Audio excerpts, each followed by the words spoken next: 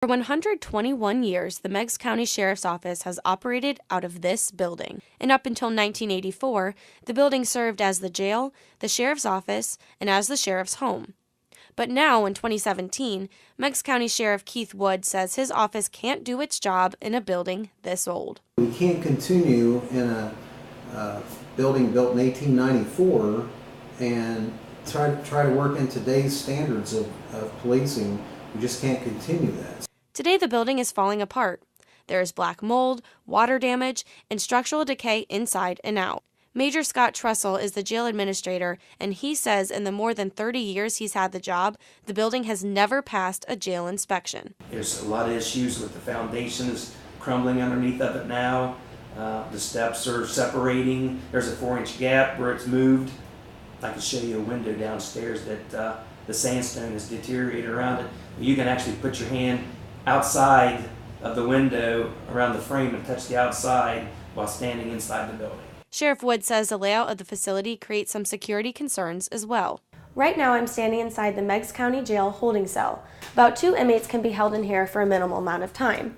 And right when I walk through this door, I'm standing in the dispatch center, where everyday residents come through hoping to talk to the sheriff or file a complaint. The public comes into the same spot here. This is where people get booked in. This is where our phone calls come in. This is our dispatch center that has everything in it. If you're coming in there for a license check for a CCW, get your permits, or you're coming in there to get booked in, you're all in the same place. You're all at the same location, and we've always been very concerned about that. The Sheriff's Office and County Commissioners have spent the past 4 years coming up with a plan to build what officials are branding as a new Justice Center, and are asking voters in Meigs County to pass a $2.95 million levy to pay for the $9 million project.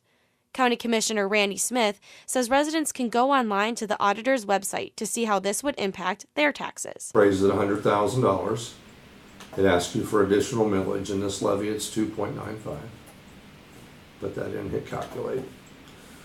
It tells you what your district is. It tells you what your tax rate is. It tells you that you're assessed on 35% of your property, so it values you at $35,000. Tells you that your additional tax is $103. This is annually. So then it tells you also what your total tax is. So it adds that to what your tax bill would have been last tax season. Currently, the jail only holds up to 5 inmates at a time, and deputies spend most days transporting inmates to jails in other counties with vacancies. Some people have had that problem, that know that they've called and it's been a while for somebody to get there because they were on the road.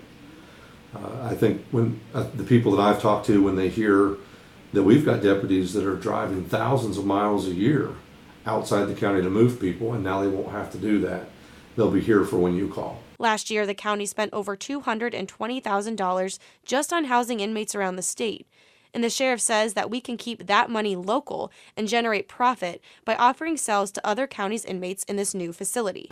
The solution that we come up with this project actually generated revenue and jobs, and this was something that was going to keep our money locally.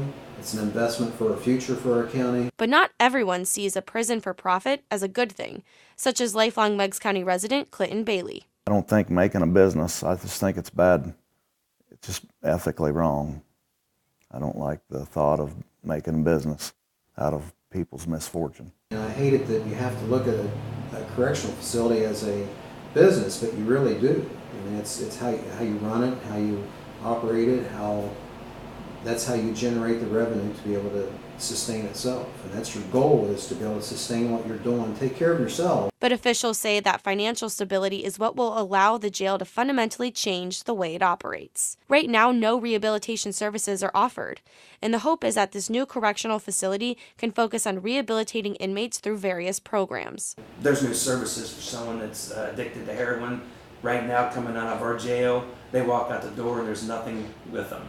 And to give you a good example, a couple different times that spent 30 days, so many days in jail here, that for drugs, they walk out, within a couple of days they overdose and die. Opioid abuse is a major problem throughout southeastern Ohio, and some community members like Philip and Joyce Ann Burgess plan to vote in favor of the levy because they have hope this could help reverse the epidemic. I hope it does something fast, because right now we have a relative that has OD'd twice in the last 2 weeks.